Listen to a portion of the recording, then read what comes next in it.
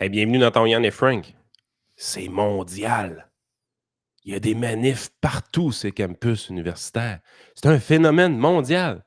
Puis aussi, c'est vraiment un podcast international aujourd'hui. On va parler de muraille de Chine entre Dubé, pas entre Dubé, mais entre la Top Gun et son mari. Ah non, mais on fait le tour du monde Ouais, on fait aujourd'hui. le tour du monde aujourd'hui.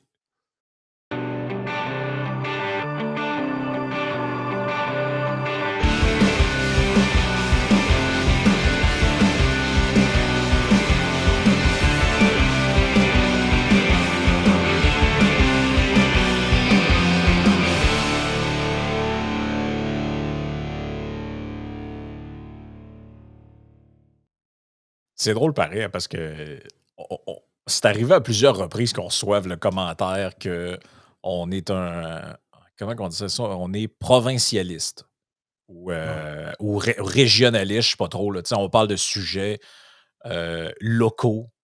Là, t'es Ouais. comme, ben, c'est parce que. C'est quand vous insultez Justin Trudeau comme vous insultez PSPP, là?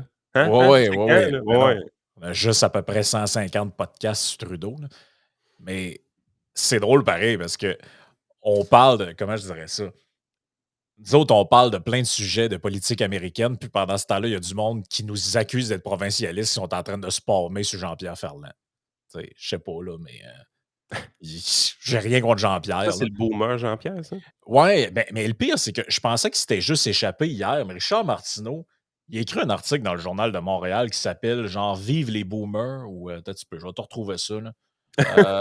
Ouais, c'est pas des jokes que je raconte là. Mais là, il avait quel âge, le monsieur Fernand? Il était pas jeune, là. Merci, ça s'appelle Merci Boomer. OK? OK. Euh, Merci Boomer, le pont qui nous relie au passé est tombé. Et là, il écrit là-dedans, écoutez bien ça. Il écrit, bon, il parle de Jean Lapointe, il parle de Brian Mulroney, Jean-Pierre Ferland. Là, tu te dis, ben, c'est parce Les que, boomers, ils sont nés, eux autres, après la guerre de 1945. ben, c'est ça, c'est qu'un boomer, c'est quelqu'un qui est né après 1945. Là. C'est parce qu'il est pas mal né en 1934, Jean-Pierre Ferland. Là. Ah, puis Jean Lapointe, d'après moi, Jean Lapointe, il est né en 1935. Là. Puis OK. Brian Mulroney, mais il est né quand, lui, Brian Mulroney? Lui, il est né, non, pas Maloney, Mulroney. Brian Mal- Parce que Brian Maloney, ça a l'air, c'est un autre joueur. C'est un autre joueur de hockey. Lui, il est né en 39. OK. Il est né en 39. Bon, il parle de qui d'autre dans son truc? Euh, Deschamps. Yvon Deschamps. Il est né quand, lui, Yvon Deschamps? D'après moi, c'est pas un boomer, Yvon Deschamps. Il Là. était un peu plus jeune que les autres, lui. Hmm. 1935. Même pas. 1935. Ah, non, lui non plus. C'est parce que Richard, Richard. Richard, t'es un- Richard, toi, t'es un boomer. Ben oui, mais Richard Martineau est un. C'est pas une insulte, là. C'est un constat. Il a juste pas compris que lui, il parle de la génération tranquille en disant hey, les boomers, c'était tout du monde extraordinaire. Jean-Pierre Ferland, Brian Mulroney, Il est Gilles. Hey, salé. il a Il est même nommé. Il a, 1961, Richard Martineau. il a même nommé. Comment il s'appelle? Gilles Vigneault. Il a dit Gilles Vigneault, c'est un boomer. Voyons. Chris, Gilles Vigneault, il est né genre en 1928. Ouais, c'est pas un boomer pantoute. La Deuxième Guerre mondiale. Félix Leclerc aussi. Hey, une drette dessus. 1928, Frank. Tu connais ton. Ah oui, je connais mon Québec. Là. Félix Leclerc, je pense qu'il l'avait nommé. Félix Leclerc, il est né genre en 1917 ou un truc de même. T'as un peu, là. 1914. 1914. Il nommait ces gens-là hier. Là, t'es là. C'est parce que ça, là, on est. Non seulement c'est pas Les idoles boomer. des boomers. Ben, voyons, mais de quoi il parle, ce gars-là? Ben, C'est pas des jokes que je vous dis là. Il y a vraiment un article un matin dans le Journal de Montréal. Merci, boomer. Et tous les gens qui nomment dedans, c'est pas des boomers. Ils sont vieux, mais c'est pas des boomers. C'est parce que. Mais Richard... c'est les idoles. Les gens qu'il a nommés, c'est les idoles des boomers. Ah, ben là, peut-être. Mais ça, c'est pas pareil, là. Mais c'est pas pareil. C'est Tu peux pas peut-être me dire. Mais tu peux pas la me dire. génération d'avant qui était hot. C'était pas Ben vous là, autres. Non, mais tu peux pas me dire, hey, la génération des boomers sont-ils extraordinaires? Jean-Pierre Ferland, Gilles Vigneault, Brian Mulroney, Elvis Presley. Hey, c'était tout du monde vraiment hot, ça, là. Ouais, c'est parce que c'est pas des boomers. Il y a juste. Boomer. En plus, c'est pas compliqué à comprendre. Boomer, né après la Deuxième Guerre mondiale parce qu'il y a eu un boom de naissance. Les hommes qui étaient à la guerre sont revenus puis ils avaient faim. Ils ont mis Bobonne enceinte. C'est ça qui est arrivé. C'est pour ça que ça s'appelle la génération des boomers. Si tu es né en 1935, avant la Deuxième Guerre mondiale, tu peux pas être un boomer. Il n'y a pas eu de guerre encore. Frank, incroyable. Ben, écoute, des fois, on. Petites erreurs. Oh, ouais. Mais j'ai trouvé ça drôle parce qu'il a fait une apparition à la télé hier où il a dit ça, puis il l'a répété dans un texte. Fait que ça m'a fait rire. C'est OK, Jean-Pierre Ferland, c'est un boomer. Ben, si ça. À moins qu'il utilise juste ce mot-là comme synonyme de vieux. Ouais, mais ça marche pas. Hey, parce que, tu sais, je fais du conseil financier, fait que j'ai évidemment des clients dans la génération du baby boom, mais j'ai des clients aussi dans l'autre génération, celle qui est plus vieille. Mhm. Et honnêtement, ils sont tellement différents. Parce que c'est des générations relativement uniformes, hein. Tu sais, quand tu arrives, tu t'en vas dans les X, les Y, c'est là que tout éclate. Tu as toutes sortes de monde, tu as toutes sortes de goûts, Ouais. tu as toutes sortes de styles, tu as toutes sortes de philosophies. Mais la génération du baby boom, qui est probablement la dernière génération relativement uniforme, puis la génération avant elle était encore plus uniforme, je pense. C'est vraiment capoté. Parce que dans les baby boomers, tu as comme les fonctionnaires et ceux qui étaient jaloux de pas l'être, là, grosso modo. Là. On généralise, mais vous comprenez la game. Là. Le fonctionnaire boomer, c'est un spécial, puis celui qui a toujours été jaloux de ne pas être fonctionnaire, lui, il a une autre façon de penser. Mais la génération d'avant, c'est des gens hyper conservateurs. Mm. Hyper conservateurs. C'est des gens qui ont peur de manquer d'argent. Ouais. Je parle au niveau financier parce que c'est là que je l'en côtoie le plus. Là, mais c'est vraiment des gens qui ont peur de manquer d'argent. Ben, parce que souvent, ils en ont manqué. Ils en ont manqué. Ils sont à 85, 88, 91 ans, puis ils continuent d'accumuler d'argent. Ils ont de plus en plus de placements à chaque année. Ils ne décaissent jamais. Les boomers, plusieurs n'ont pas d'argent de côté parce que plusieurs ont travaillé dans la fonction publique. Et ceux qui ont travaillé dans la fonction publique, une grosse partie prennent leur retraite avec une hypothèque, avec une grosse dette. Mm. Puis ils vivent bien avec. Puis c'est une mentalité un peu plus, on généralise, pas tout le monde qui est comme ça, mais il y a beaucoup plus de mentalité après moi le déluge. Là. Ah, ben oui. Ils veulent pas laisser d'argent à leurs héritiers nécessairement, tout ça. Ils disent, je vais payer leurs études qui s'arrangent. C'est un peu plus comme ça. La génération d'avant eux autres, là, c'est comme l'héritage. L'héritage, là, tu dis, ouais, mais vous avez besoin de soins, vous pouvez dépenser un peu plus, vous pouvez avoir un budget de 500 $ par mois pour venir vous aider avec la bouffe ou le nettoyage, tout ça. Ouais, mais là, je vais en laisser moins d'argent à mes enfants après, puis tout ça. Non, non, mais là, c'est vous qui compte. Puis, ça ressemble plus à ça, des discussions avec cette génération-là. Mhm. Avec la génération boomer, c'est pas pareil pantoute, là. Puis c'est des généralités. Calmez-vous, là, ceux-là qui sont en train d'écrire plein de commentaires de haine, là. C'est des généralités, OK? Ah oui. Euh, Ah non, mais mais ils c'est sont pas pareils. Ces deux générations-là sont zéro pareilles. Je veux dire, de voir Martineau les mélanger, je fais, man, tu parles-tu à du monde, des fois, en dehors de ta vie sociale de petit doigt en l'air qui Ah, boit puis du ça vin prend, assis avec des animateurs télé, là? ouais, puis ça prend 2 secondes à trouver sur Google. Là, Là. Chris, t'as franchement. juste à marquer génération boomer. Tu vas savoir quand ça commence, quand ça finit, sacrément. Pas bien, bien dur. Là. Ah. Écoute, comme tantôt, tu as fait le prélude en disant c'est mondial. Tu veux dire comme l'inflation? Parce que c'est ça qu'on nous disait, c'est comme un phénomène mondial. Donc, c'est des images qu'on voit un petit peu partout. Ils ont un point en commun, hein, tout le monde porte un masque COVID. Oui, ouais, ouais, ils ont Ça, peur des c'est. virus, eux autres, là. Ouais. D'ailleurs, c'est très drôle parce que hier, donc l'article, ça, c'est un article du Figaro qui mentionne qu'il y a des manifestations là, sur des campus. Ça se passe essentiellement sur les campus, hein, dans bien des villes d'Europe, donc à Rennes, à Saint-Étienne, à Menton, À Paris, il y en a aussi. Je pourrais vous mettre 52 articles. Là. Si vous faites une revue de presse, vous allez trouver. C'est un peu comme ça partout. Et Il c'est y a toujours le juste les même. Français qui pourraient appeler une ville Menton, pareil, hein. Oh, ouais. Et tu as toujours, t'as toujours le même setup, les mêmes slogans, les mêmes affaires, puis tout le monde a un masque COVID dans la face. Puis là, hier, tu sais, je la connais, la réponse de pourquoi ils portent ça. Mais j'aime ça poser des questions rhétoriques pour voir ce que les gens me répondent. Et il y a un gars parce que j'ai dit que j'ai mis une photo des manifestations à McGill. Puis tu vois qu'ils ont toutes des masques d'en face. Toutes les N95, les affaires. Tu dis, non, Chris, ce qu'ils font dehors avec des masques en 2024, ça va, là?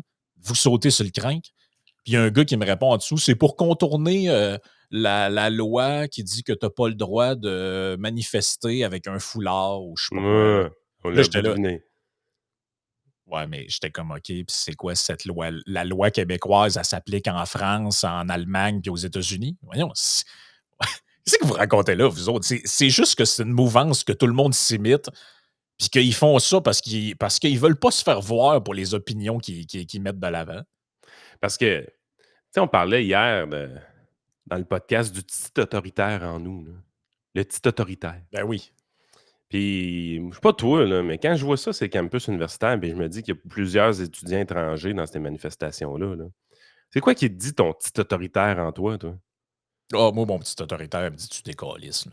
Ben, écoute, Tu gardes, tu sais, excusez-moi, là, mais aller étudier, demain matin, là, vous avez une bourse ou vous avez une opportunité pour aller étudier à Paris ou à Berlin ou à Londres, là. Harvard.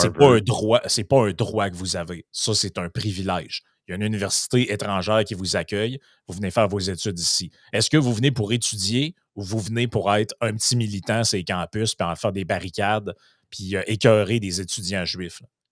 Si c'est ça, tu prends tes clics puis tes claques, tu rembarques dans ton avion puis tu viens d'où ce que tu arrives. À un moment donné, là, sacrément, là, ça commence à faire. Là. C'est comme si tu engages quelqu'un puis tu te dis, toi je vais t'engager puis ta job, là, c'est ça, c'est de surveiller l'entrée puis de prendre les appels qui rentrent. Première affaire que tu sais, c'est que la personne a transformé le bureau en truc pour militants anti-avortement. Là, tu vas dire, ouais, là, pas pas vraiment pour ça que je t'avais engagé. Ben, l'université, quand elle t'accepte, c'est pour venir étudier dans un programme, surtout les programmes d'étudiants étrangers. Là. C'est des ententes qu'il y a avec des universités des ententes bilatérales entre les pays et tout ça. À un moment donné, ce n'est pas censé être des lieux de radicalité.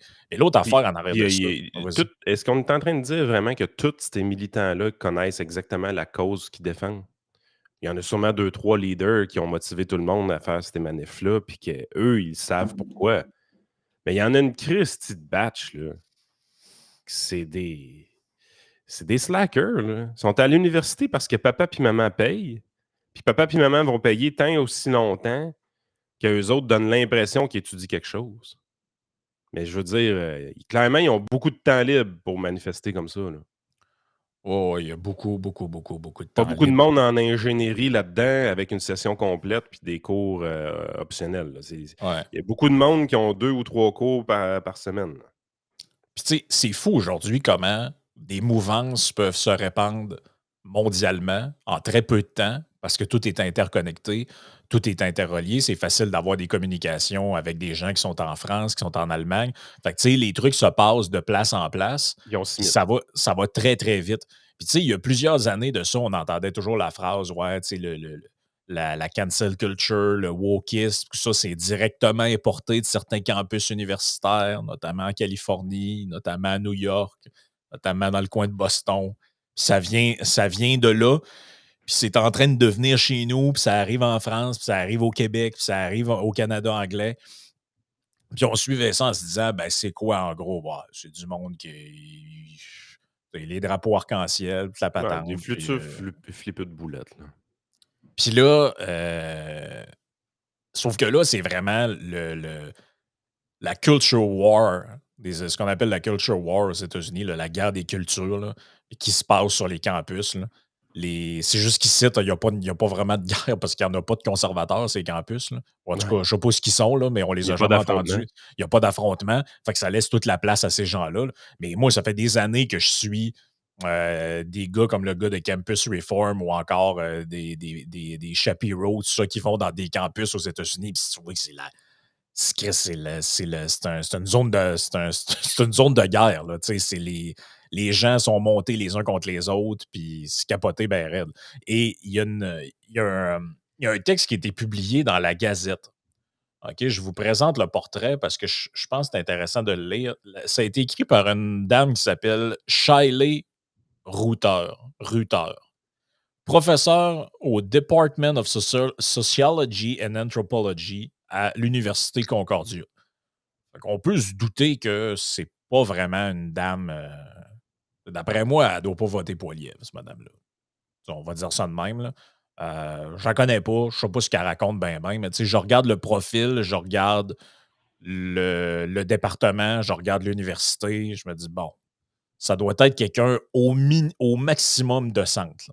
Il doit être très modéré dans ses affaires. Et elle a écrit un texte qui s'appelle I gave a lecture on academic freedom. My student walk out. OK? Donc, je le traduis pour les biens de la conversation. Là, ça va être plus facile. Donc, elle écrit, je vais juste actualiser la page, ça va être plus facile pour faire la lecture en français de ce qu'elle écrit. Là. Mais c'est quand même relativement inquiétant pareil. Là. Elle écrit, elle dit, donc je répète le titre, mais en français, j'ai donné une conférence sur la liberté. J'ai fait une conférence, pas une bonne traduction, mais j'ai fait un exposé sur la liberté académique. Mes élèves sont sortis. C'est capoté, ça, là. Et là, elle dit, L'extrême droite, ça, là? oh, oui.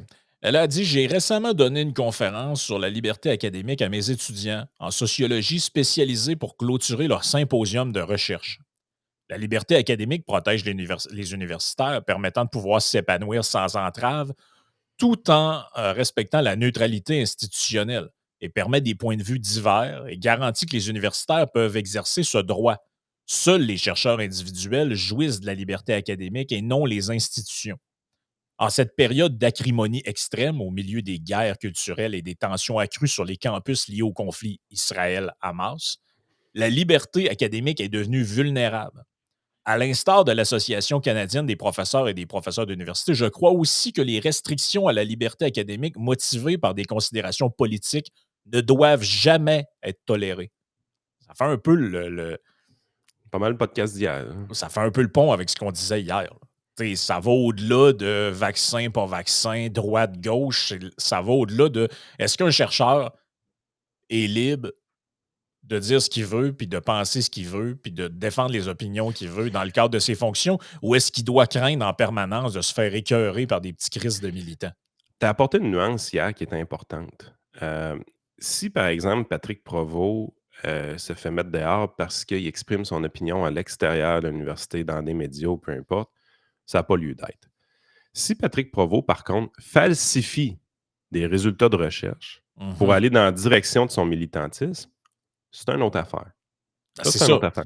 C'est ça. Puis c'est pas ce qui s'est pas arrivé dans le cas de Patrick Provost, là, soyons bien clairs. Là. Non, c'est ça. Mais en fait, ça fait le pont avec un podcast qu'on avait fait sur le livre de Nathalie Heinrich, la Française, qui avait écrit justement sur qu'est-ce que le militantisme fait à la recherche. Puis elle, ce qu'elle disait, c'est un professeur, en dehors de ses heures de cours, dans la vie publique, peut bien prendre les positions qu'il veut. Mais dans le contexte de la publication revue par les pairs, où tu dois évaluer des articles sur la base de la véracité de ce qui est écrit, puis tu commences soit à accepter des affaires sloppy pour des raisons idéologiques ou à refuser des choses pour les mêmes raisons, ben là, tu contreviens gravement à ce que c'est que ça devrait être le travail de professeur. Puis là, ça peut devenir un motif de congédiement. Exactement. Je pense que c'est la nuance qu'on n'a pas apportée dans le podcast hier. Oui, parce que ça s'est passé assez vite, puis on n'y a pas vraiment pensé sur le coup. Là. Donc, je continue. Elle dit, j'ai souligné le rôle crucial des universités en tant que lieu de dialogue et de débat ouvert dans les sociétés démocratiques. J'ai parlé avec soin pour que mes paroles soient comme prévu, non pas une réprimande, mais comme une invitation à un échange constructif. La fille est soft, là. Tu sais, elle est vraiment soft. Elle est Pas de comme, l'extrême ouais, droite. Là. non. Les récentes manifestations sur le campus m'ont fait peur. et cette classe était tendue depuis le 7 octobre. Mettre de l'huile sur le feu était la dernière chose que je voulais, mais malgré mes intentions, rien ne m'a préparé à ce qui a suivi. Alors que je commençais à parler, l'attitude des étudiants a commencé à devenir hostile. J'offensais leur sensibilité politique. J'ai souligné comment la liberté académique avait permis leur symposium, qui couvre un large éventail de sujets sans restriction. Je leur ai fait imaginer des manifestants les empêchant de parler, ce qui s'est produit lorsque deux universitaires israéliens ont visité notre campus. Et j'ai rejeté l'idée selon laquelle la répression académique ne pouvait jamais avoir lieu ici. Ces manifestations ont prouvé que c'était possible et c'est effectivement le cas.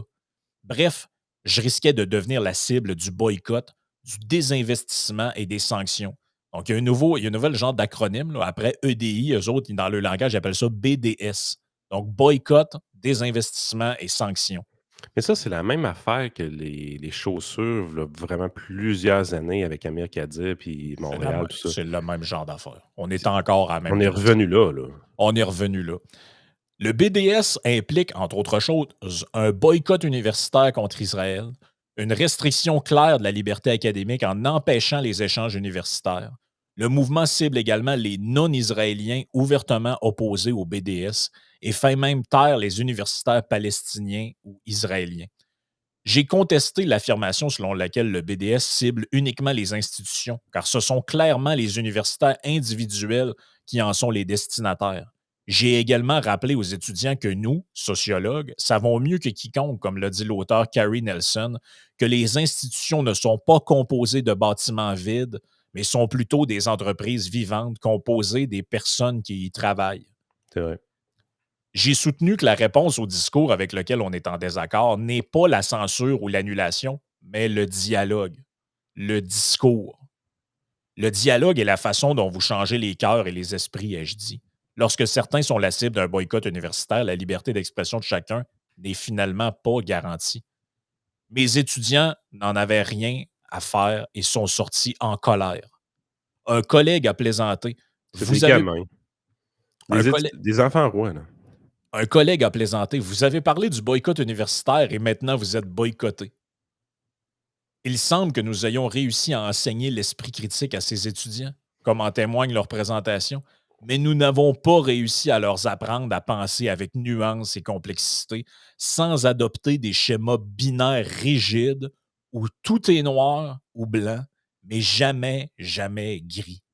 Je l'aime Leur donc bien, cette déclaration. madame-là.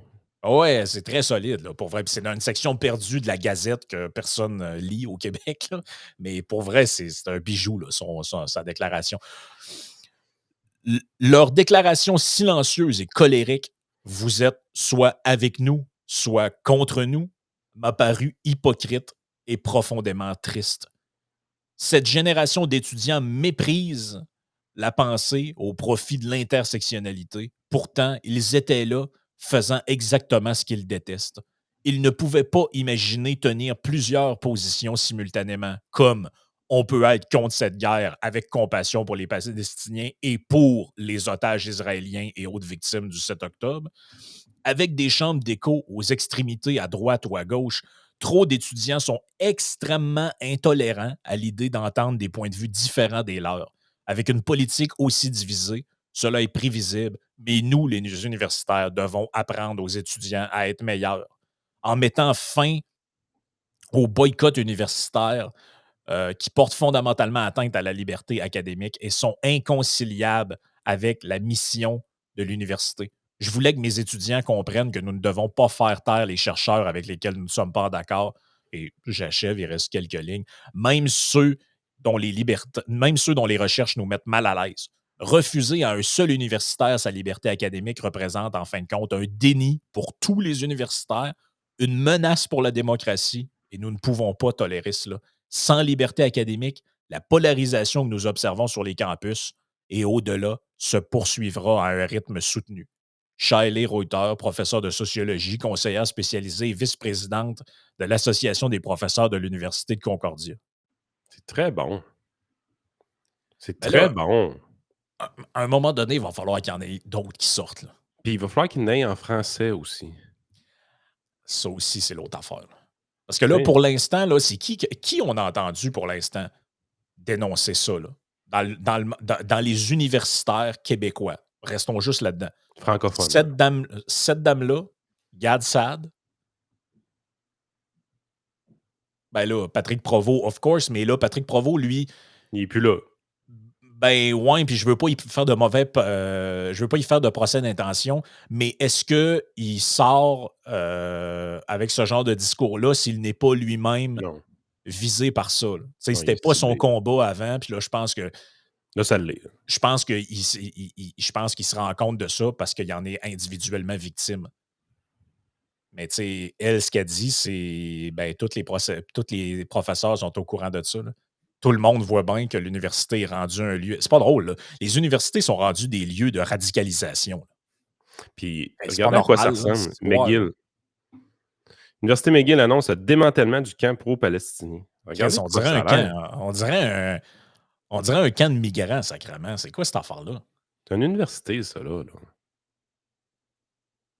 Ils vont rentrer avec la police, là. Ils sont tannés. L'Université de McGill demande l'intervention des forces policières pour démanteler le camp pro-palestinien sur son campus. Là, il faut que ça arrête, là. Ouais, puis si vous voulez, moi, j'ai pas de problème. OK, vous voulez manifester pour la Palestine, là, mais Chris, allez vous camper en avant du Parlement à Ottawa. Ben oui. C'est quoi le rapport avec l'université? Mais encore là, si tu vas camper en avant du Parlement à Ottawa, c'est quoi qui est arrivé la dernière fois que c'est arrivé? Vous me le dire? Tout le monde se sont fait geler le compte de banque, là. Ah oui. Oh, C'est du monde qui ont été emprisonnés? Je pense que oui, là. Tamara Lynch est emprisonnée, là. ouais, Tamara Lynch, est-ce qu'elle a utilisé des slogans génocidaires? Hein? Je Je pense pense pas. pas, moi. Je pense pas. Le 2 poids, 2 mesures, le monde sont écœurés, là. On est écœurés en tabarnache du 2 poids, 2 mesures. On tolère des insignifiants, gâtés pourris, enfants rois, qui font la même affaire que des adultes qui avaient perdu leur job pour vrai, là. Puis eux autres, on les envoie en prison, on gèle le compte de banque, puis on déclenche la loi des mesures de guerre. Ah, la loi des mesures d'urgence, c'est vrai, on a changé de nom. OK, voulez-vous rire de moi, là? Puis tu sais, tous ceux-là, que quand on dit pas 100,8% de ce qu'ils veulent entendre, là, laissent des insultes et des commentaires de marde, là, réfléchissez à ce qu'elle a écrit dans son texte, là, sur comment la vie puis les idées, là, c'est pas toujours blanc, noir, ça peut être gris souvent.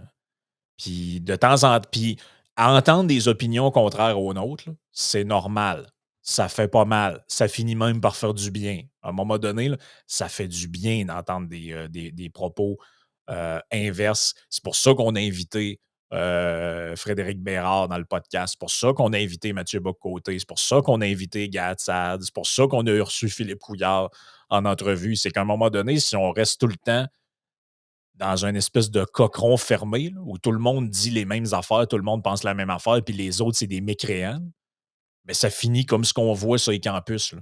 Ça finit que ben, tu es en crise après le gouvernement israélien de Netanyahou, puis tu t'envoies écœurer des étudiants parce qu'ils sont juifs, là. Tu sais, je veux dire, à quel bout dans ta tête tu trouves que ça a du bon sens faire un affaire de même? Moi, je vois pas où c'est raisonnable.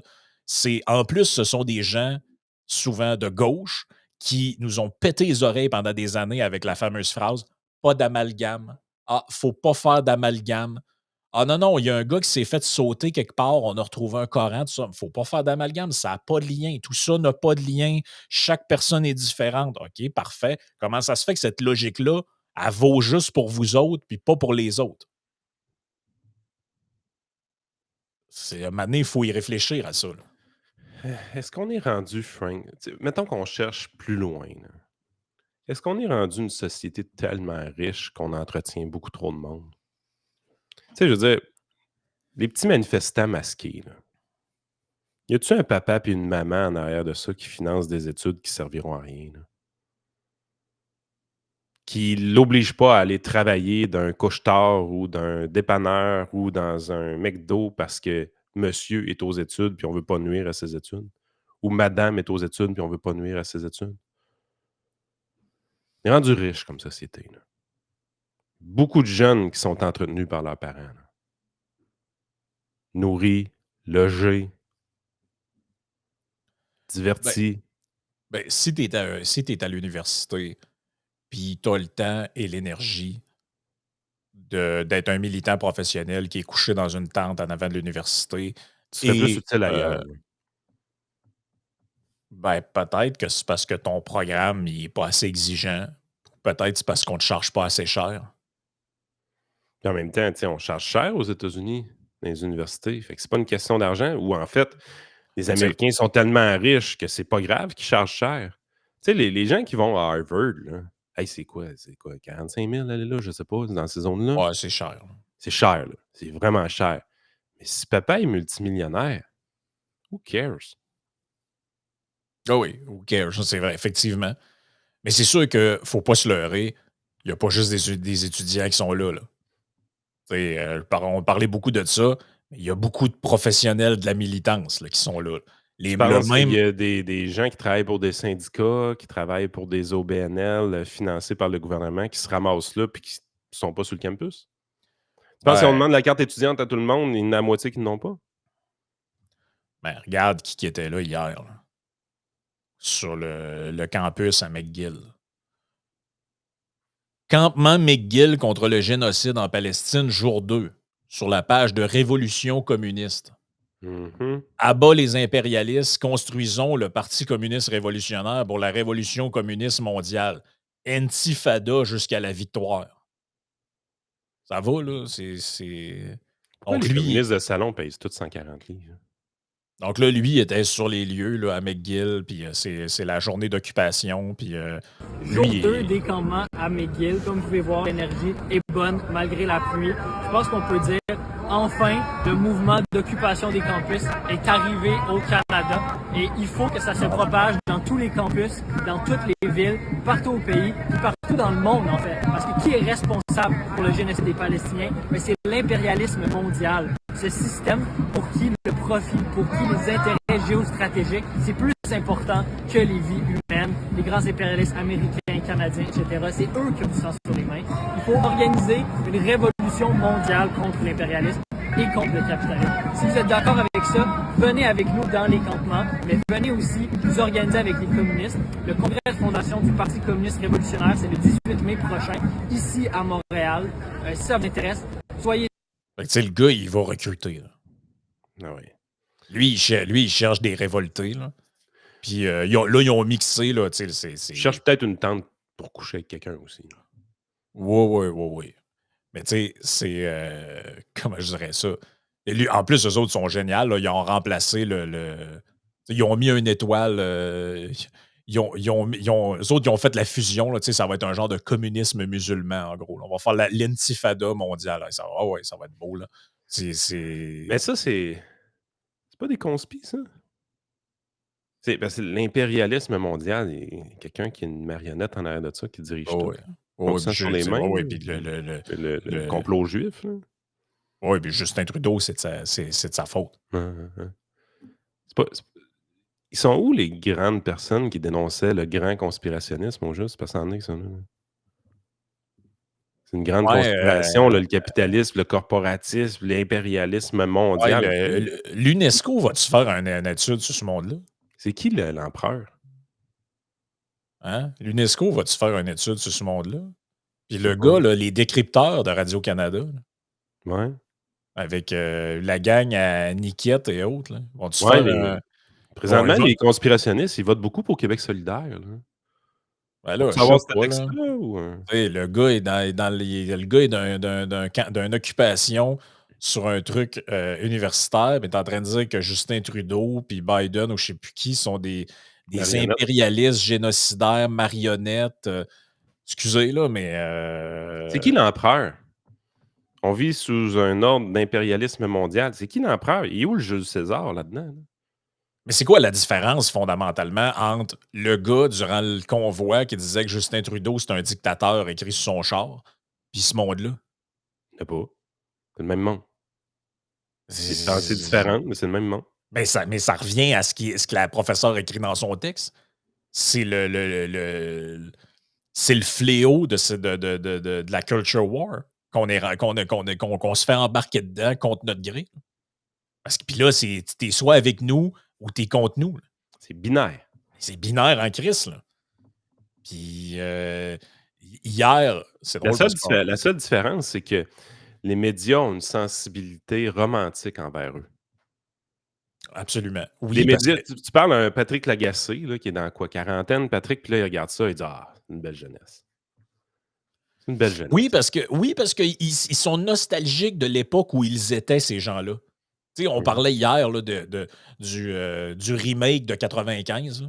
On est Ah en oui. train d'essayer de caster tout le monde. PSPP va être Parizeau. Lui, qui va jouer le rôle de Mario Dumont, on ne le sait pas encore. Fait que là, tout le monde est sont en train de faire le casting là, pour le remake. Tu sais, ça va être. Là, ils essaient de faire Back to the Future 2. Tu sais. Fait que là, c'est le remake de 95. Mais là, eux autres, c'est ça aussi. Là. C'est. Écoute, la bonne nouvelle, c'est que les vraies fois que le communisme a été implanté dans des pays, pour de vrai, ça a été fait avec la guerre, les armes puis tout ça. Ce qui est le fun, c'est de voir ces freluquets-là qui sont à la tête des mouvements communistes. Ça Ouais, veut dire qu'on est encore en sécurité. ben, c'est comme j'ai écrit hier sur Twitter. D'après moi, ça sera pas From the River to the Sea, ça va être From the Campus to Mommy. Là. Ça risque plus d'être ça qu'autre chose. Que moi, le gars que je viens de voir, d'après moi, il est pas prêt pour la Reconquista. Là. D'après moi, la révolution mondiale où ce qu'on coupe la tête des impérialistes puis tout, ils sont pas prêts. Là. D'ailleurs, on peut avoir une liste là, de gens là, que vous voulez Ah oui, éliminer et tout ça. Là. Il me semble qu'on serait dû là, pour de quoi de solide. de quoi de solide. Là. Parce que là, c'est toutes des affaires éthérées. Ah, les grands impérialistes. C'est qui ça? C'est qui ce monde-là? Là? Bill Gates. Ouais, c'est ça. On retourne. C'est ça. Finalement, c'est toujours le même monde. On change juste de version. Elon Musk.